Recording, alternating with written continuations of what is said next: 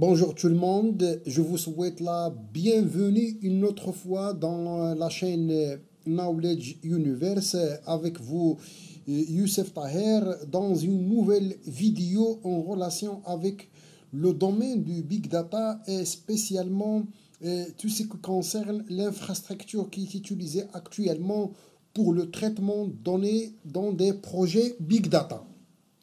Alors la vidéo d'aujourd'hui, c'est une vidéo très importante pour répondre à un besoin souvent exprimé par les étudiants ou bien par les professionnels et d'expliquer les technologies cluster computing and grid computing.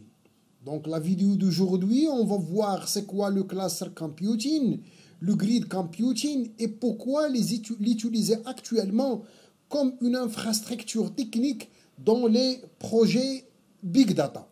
Merci d'avoir déjà demandé ou bien de demander ce sujet pour comme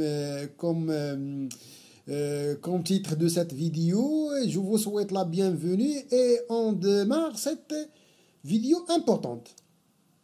Eh bien, alors, comme vous savez, avant le Big Data, les architectures souvent utilisées, c'est ce qu'on appelle les architectures client-serveur, ou bien ce qu'on appelle les architectures centralisées. Et souvent, les architectures centralisées ou bien client-serveur, ils sont basées sur un serveur, une machine, disons, puissante, où il y a les applications métiers ou bien les bases de données. Et côté client, ou bien l'utilisateur final, via un navigateur web ou bien une instance client, on exploite la solution hébergée ou bien installée dans le serveur. Ce qui fait que tous les utilisateurs connectés, soit par un réseau LAN ou bien un réseau WAN ou bien Internet, ils se connectent pour utiliser un seul serveur où la solution métier est installée ou bien est hébergée.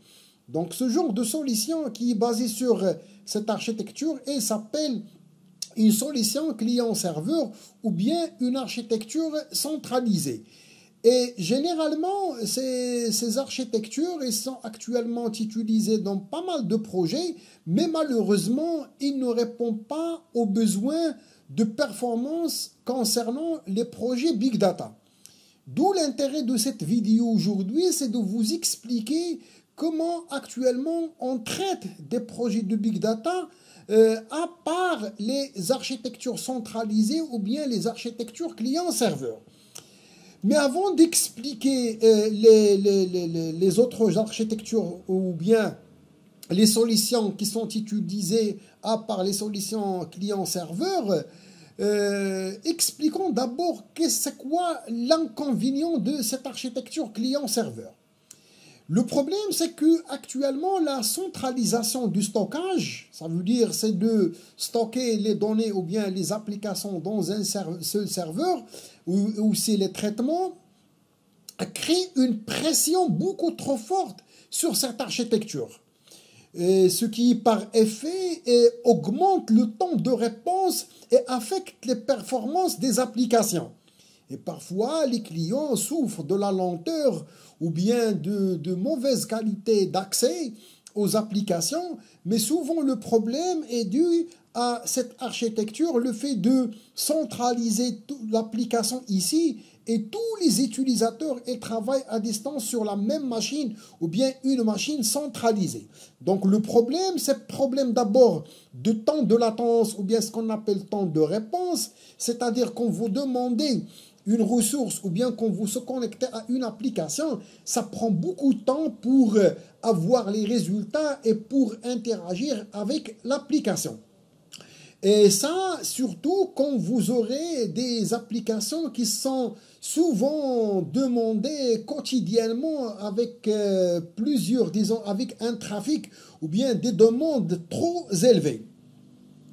C'est pour cela, actuellement, et surtout pour les projets du type Big Data ou bien les traitements massifs, les chercheurs scientifiques, ils ont mis en place, ou bien les scientifiques et les ingénieurs, ils ont mis en place une autre architecture qui est basée sur ce qu'on appelle cluster d'ordinateurs. bien un regroupement d'ordinateurs. Alors, la meilleure stratégie pour valoriser les données du type Big Data ne consiste plus à centraliser le stockage dans une seule machine ou bien dans un seul serveur, mais de distribuer le traitement et le stockage et à paralléliser le traitement sur plusieurs PC ou bien plusieurs ordinateurs ou bien ce qu'on appelle des nœuds, les nœuds d'une grappe. C'est-à-dire, on va regrouper plusieurs ordinateurs pour construire, c'est ce qu'on appelle un classeur d'ordinateurs et répartir après les tâches sur ces ordinateurs ou bien au sein d'un classeur. Donc, dans cette technologie, on distribue le stockage et on parallélise le traitement sur plusieurs nœuds. Et par conséquent, on profite de la baisse des coûts de PC pour construire ce qu'on appelle un classeur d'ordinateurs.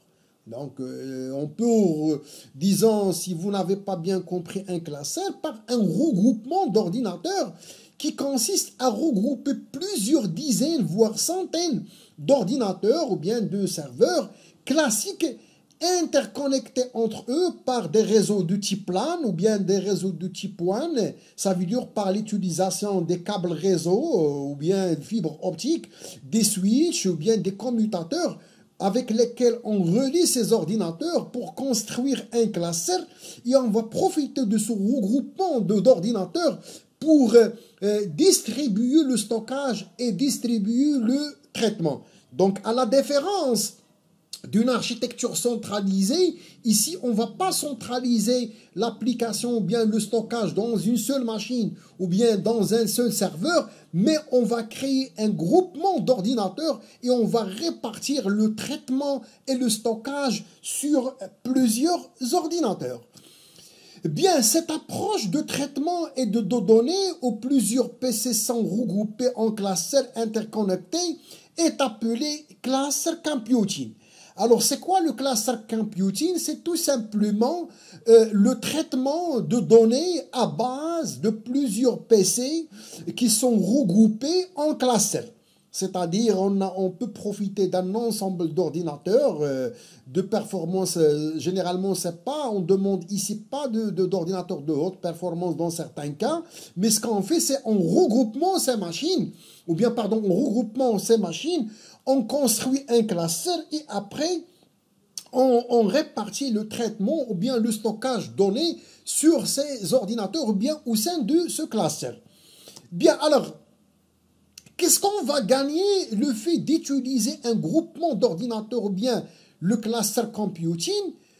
Premier avantage, d'abord, c'est la baisse du coût. Alors, souvent, le coût d'acquisition et de maintenance d'un classeur est plus faible que le coût d'acquisition d'un serveur central. Un serveur central actuellement il coûte trop cher, mais au lieu d'avoir un serveur, on regroupe plusieurs ordinateurs et on construit un cluster et il revient souvent moins cher à une entreprise ou bien une organisation d'ajouter un nœud, ça veut dire un PC, un ordinateur, à un cluster, et ça c'est ce qu'on appelle la scalabilité horizontale, ça veut dire à chaque fois qu'on a un besoin de ressources, au lieu d'acheter un serveur, il suffit d'ajouter un ordinateur simple au sein du cluster. Et ça, généralement, on l'appelle scalabilité horizontale. Dans l'architecture client-serveur, le problème, c'est que si vous voulez augmenter la capacité ou bien augmenter les performances, il faut ajouter les mémoires, doubler les disques durs, ajouter de microprocesseurs au sein du même serveur. Et ça, souvent, on l'appelle la scalabilité verticale ou bien le upsizing. Donc, dans le cas de cluster computing, pour augmenter les performances en cas de besoin de traitement, au lieu d'acheter des mémoires ou bien d'acheter des disques durs ou bien d'ajouter de microprocesseurs, il suffit d'ajouter des ordinateurs dans le cluster pour augmenter, disons, les ressources. Et ça, comme j'ai déjà dit tout à l'heure, il s'appelle la scalabilité horizontale. Bien, donc, actuellement, le coût des PC nous coûte, normalement, c'est pas trop cher. Et on profite de la baisse des coûts pour, à chaque fois, si on a un besoin de ressources, d'ajouter un ordinateur dans le cluster déjà déployé. Aussi, c'est comme j'ai déjà dit tout à l'heure, la scalabilité horizontale, c'est l'ajout d'un ordinateur supplémentaire dans un cluster augmente de façon plus que proportionnelle la performance du cluster. Et ça, c'est très important en comparant la scalabilité horizontale à la scalabilité verticale. Aussi, ce qu'on gagne avec le cluster computing, c'est la haute disponibilité aux tolérances ou bien tolérance aux pannes. Le regroupement d'ordinateurs en cluster permet de distribuer le traitement entre ceux-ci, ce qui offre la capacité au système de continuer à fonctionner malgré les défaillances. Le fait d'avoir, disons, plusieurs ordinateurs, si nous avons un problème dans 2 ordinateurs, 3 ou bien autres, les autres PC ou bien les autres machines du cluster continuent à fournir le service ou bien à répondre aux besoins clients. Parce que, comme j'ai déjà dit tout à l'heure, le cluster il sera composé de centaines ou bien de dizaines d'ordinateurs, ce qui fait qu'on va profiter du reste pour continuer les traitements et éviter l'arrêt de service. Et par conséquent, assurer la disponibilité du système. Dans une architecture distribuée, en cas de panne d'un ordinateur, comme j'ai déjà dit tout à l'heure, un autre ordinateur prend le relais du traitement automatiquement. C'est-à-dire, en cas de manque de ressources, un autre qui possède plus de ressources prend le relais. Et ça, donc, la haute disponibilité aux tolérances, c'est un deuxième avantage important de cette technologie du cluster computing. Les goulots d'entranglement dans le réseau, vous savez que le fait de centraliser un système ou bien une application dans une seule machine, comme j'ai déjà expliqué au début, il va créer un problème de surcharge. Et par conséquent, il va créer aussi un problème de temps de réponse qui sera normalement augmenté en fonction du nombre d'utilisateurs connectés au service.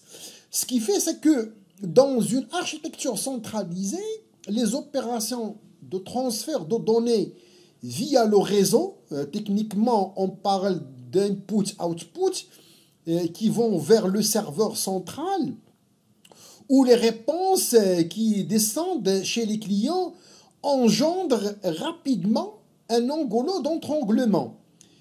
Par conséquent, ou bien par contre, dans les architectures distribuées comme le cluster computing, les opérations sont parallélisées, ça veut dire qu'on n'aura pas un seul point de connexion au niveau du service, ce qui fait que la charge est distribuée sur plusieurs machines, donc on n'aura pas ce problème d'un goulot d'entranglement.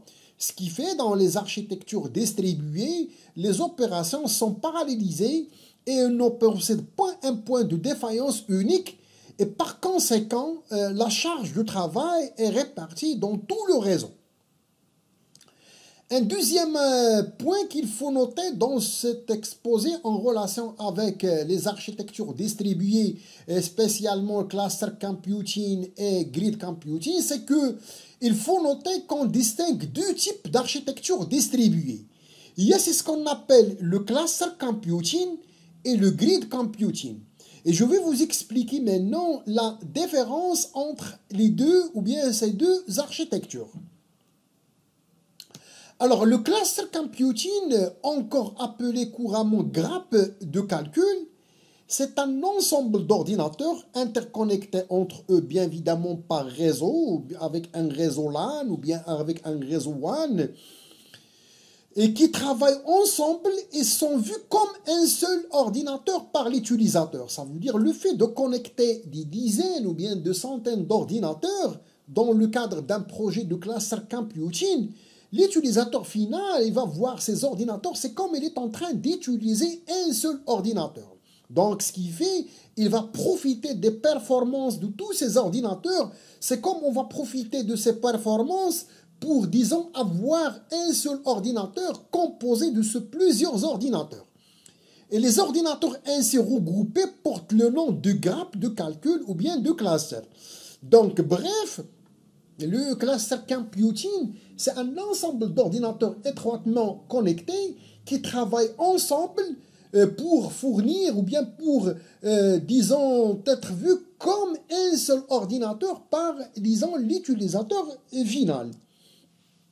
Alors ici, quand vous voyez, techniquement parlant, ici, ça c'est un serveur avec, disons, plusieurs microprocesseurs, avec des mémoires et avec des disques durs. Donc ici, ça c'est un rack. Dans un rack, on insère, disons, plusieurs serveurs.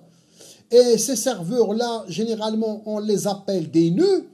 Et après, on regroupe plus ça, ce que vous voyez ici, ça c'est un rack. Et ça, c'est un serveur. Et après, on va regrouper plusieurs racks pour construire des clusters. Donc, vous voyez ici, il y a plusieurs, disons, racks. Chaque rack est composé de nœuds, ça veut dire une machine ou bien un serveur. Et ces clusters-là, ou bien au sein d'un rack, les serveurs, ou bien les serveurs ici, on les appelle des nœuds. Ils sont reliés par un switch. Et aussi, les racks, aussi, ils sont reliés par des switches pour construire, c'est ce qu'on appelle un cluster. Donc, les ordinateurs qui constituent la grappe ou la cluster, dans ce cas, portent le nom des nœuds. Donc, ici, on va voir après un exemple de nœud.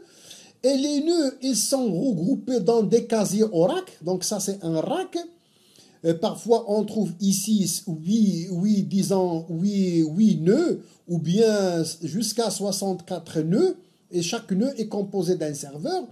Alors, les nœuds d'un casier sont connectés entre eux à travers la fibre optique ou bien des réseaux LAN de haute performance ou bien avec un trop haut débit, typiquement de l'ordre de gigaoctets à la seconde. Et le cluster peut être composé de plusieurs casiers. Comme vous voyez ici, donc ça c'est un cluster qui est composé de plusieurs casiers ou bien de plusieurs racks. Et chaque rack est composé de plusieurs nœuds. Alors à titre d'exemple, ici j'ai 3 racks ou bien 3 casiers. Et ici au total, nous avons 57 nœuds. Donc si vous comptez 1, 2, 3, 4, vous allez trouver ici 57 nœuds. Alors un cluster est constitué de plusieurs casiers. Ici nous avons 3 casiers. Et chaque casier contient entre 8 et 64 nœuds. Ici, donc, vous voyez un ensemble de nœuds par casier. Et les nœuds et les casiers sont connectés entre eux, comme j'ai déjà dit tout à l'heure, par des switches de haute performance. Et généralement, un switch par casier et un pour l'ensemble de casiers. Ça veut dire pour connecter ces casiers entre eux. Et ici, comme j'ai déjà dit tout à l'heure, c'est un exemple de grappe de serveur constitué de 3 casiers de 57 nœuds. Alors, pour gérer ça, on aura bien évidemment besoin d'une couche logicielle ou bien d'une application informatique qui situe au-dessus des nœuds et qui permet à l'utilisateur final de voir cette infrastructure, c'est comme elle a un seul ordinateur, ou bien quand il travaille avec un seul ordinateur, sachant que réellement ici, on est en train de mettre en place plusieurs serveurs dans plusieurs casiers et de les regrouper pour avoir plus de performance. Bien, alors, un point qui est très très important qu'il faut normalement bien comprendre pour après différencier entre le cluster computing et le grid computing, c'est que tous les nœuds exécutent la même tâche. Ça veut dire ici au niveau des nœuds, on distribue des tâches ou bien on distribue les mêmes tâches dans chaque nœud. Donc tous les nœuds exécutent la même tâche. Avec chaque nœud tourne sa propre instance d'un même système d'exploitation. Ça veut dire dans chaque nœud, par exemple, ici on trouve dans tous les nœuds, par exemple Windows Server avec une version donnée ou bien Linux.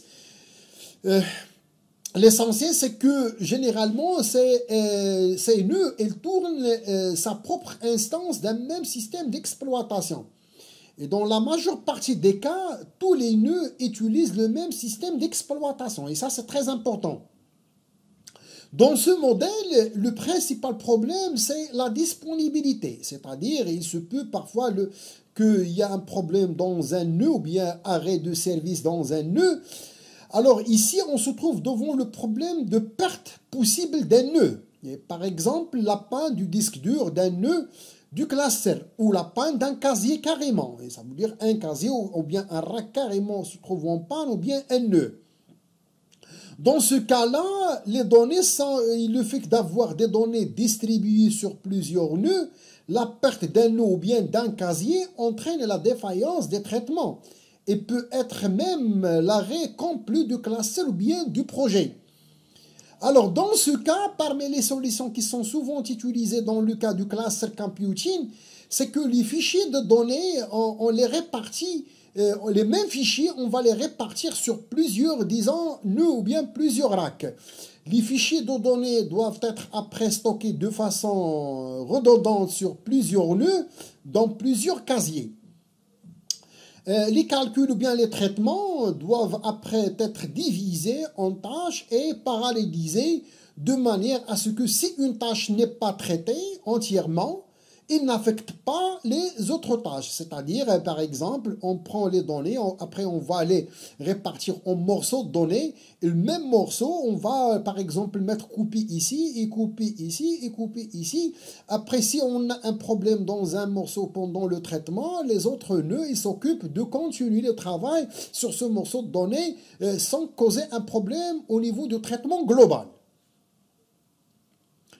Bien, alors, la redondance, bien évidemment, des données sur plusieurs disques durs exige, bien évidemment, un nouveau système de fichiers. Dans ce cas-là, on ne va pas utiliser, bien sûr, FAT32 ou bien le NTFS, mais il faut utiliser un système de fichiers distribué comme Hadoop ou bien le HDFS. Ça, on va le voir, Inch'Allah, dans une autre vidéo pour vous expliquer c'est quoi le HDFS. C'est un système de fichiers distribué qui est utilisé dans le cluster computing pour gérer la redondance ou bien pour gérer des fichiers ou bien des données distribuées sur plusieurs casiers ou bien plusieurs nœuds. Donc, dans le cas de la redondance ou bien dans le cluster computing, on utilise un système de fichiers distribués et on n'utilise pas bien évidemment les systèmes de fichiers que vous connaissez actuellement comme le FAT32 ou bien le NTFS.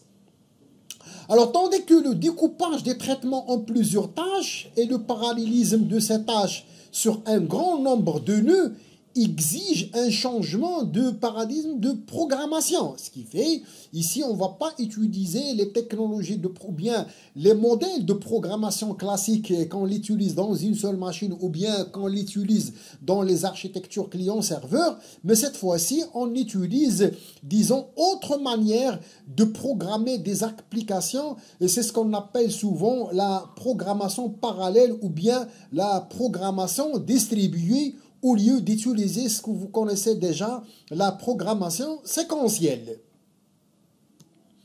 Alors maintenant, on va voir autre type des architectures distribuées qui est utilisée dans des projets Big Data ou bien pour traiter des données massives. C'est ce qu'on appelle le grid computing ou bien grille de calcul.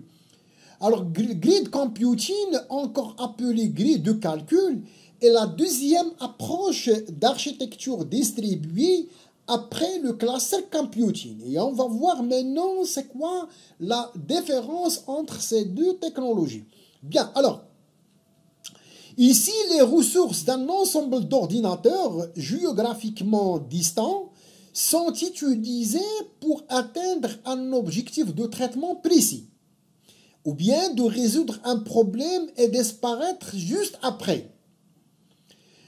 Le grid ou bien se distingue de son frère le cluster computing ou bien le cluster informatique dans le sens où dans une grille, chaque nœud effectue une tâche différente. Si vous vous rappelez tout à l'heure, dans le dans l'architecture, disons, cluster computing, chaque nœud, elle traite les mêmes tâches. Alors, dans grid computing, chaque nœud effectue une tâche différente de l'autre. Et le nœud des grilles tend également à être plus hétérogène. Ça veut dire, ici, on peut avoir chaque nœud avec son système d'exploitation et c'est différent de l'autre. C'est pas comme tout à l'heure dans le cas du calcul ou bien du cluster informatique. J'ai déjà dit tout à l'heure que tous les nœuds, ils ont presque les mêmes systèmes d'exploitation et disons même architecture système. Alors, les nœuds des grilles tendent également à être plus hétérogènes en configuration et géographiquement dispersés que les nœuds dans un cluster. Alors, pareillement à un cluster, les activités des nœuds d'une grille sont planifiées et gérées par un orchestrateur, ça veut dire une application, un système, disons une application informatique. Son rôle, c'est de planifier et d'assigner à chaque nœud la tâche à effectuer. On a vu tout à l'heure que dans grid computing, il est basé de plusieurs, disons, racks et de plusieurs nœuds, et chaque nœud, il va traiter une tâche différente de l'autre. Il est très évident qu'on aura besoin d'une solution informatique qui doit planifier et assigner des tâches à chaque nœud ou bien à chaque, disons, rack. Cependant, à la différence d'un cluster, le système d'exploitation et le système de gestion de fichiers ne pas forcément le même. C'est ça ce que j'ai déjà dit tout à l'heure. C'est qu'on peut avoir dans chaque nœud un système d'exploitation différent de l'autre. Par exemple, dans un nœud, on peut trouver par exemple Windows Server, l'autre, on trouve un système d'exploitation Linux. Et grâce au orchestrateur, les tâches seront gérées et distribuées dans chaque système. Donc, chaque nœud exécute son propre système d'exploitation et possède son propre système de fichiers. Donc, on peut dire qu'une grille ou bien le grid computing fonctionne plus comme un système de répartition de charges, de travail. Ça veut dire qu'on va répartir, disons, les tâches sur plusieurs ordinateurs entre les nœuds de la grille. Un ensemble d'ordinateurs distincts physiquement éloignés ou pas connectés à un réseau commun et ayant dessus une couche logicielle, un orchestrateur qui répartit les ressources non utilisées. Généralement, l'orchestrateur, il va répartir soit la mémoire ou bien les performances du microprocesseur des nœuds de la grille pour les affecter à un autre nœud qui en a besoin. Et chaque nœud réalise un traitement différent des autres. Et c'est ça ce que j'ai déjà dit. D'ailleurs, c'est ça la différence entre le calcul computing ou bien le cluster computing. Et l'orchestrateur, lui, procurera en le prenant chez les nœuds qui ne sont pas en activité. Bien voilà, on est arrivé à la fin de cette vidéo. Donc, juste pour ce qu'il faut retenir, c'est que pour les traitements de données Big Data, on n'utilise pas des architectures client-serveur, mais actuellement, on utilise deux technologies, le grid computing et le cluster computing, qui seront les deux basés, ou bien qui sont les deux basés sur le regroupement d'un ensemble d'ordinateurs. Pour le calcul ou bien le cluster computing, ces ordinateurs effectuent les mêmes tâches. Par contre, dans le grid computing, ces ordinateurs effectuent des tâches, disons, différentes. Et pour gérer le cluster computing, on aura besoin d'une solution informatique, par exemple, comme Yarn, Mesos ou bien Kubernetes, qui permettent, comme j'ai déjà dit tout à l'heure, de gérer la distribution des tâches, la répartition de données, la gestion des performances, assigner les tâches. Donc, vous voyez ici, c'est un exemple d'un ensemble de solutions informatiques qui permettent de gérer les grids ou bien les clusters computing. Merci de votre attention. Je vous donne rendez-vous, Inch'Allah, la prochaine fois. Une vidéo en relation avec un framework qui demande d'être utilisé sur le cluster computing. Il s'agit de la solution Spark. Apache Spark. Merci de votre attention. N'oubliez pas de laisser vos commentaires, d'abonner la chaîne et de laisser j'aime. J'étais avec vous, Monsieur Youssef Taher et la chaîne Knowledge Universe. Bon Ramadan et à la prochaine.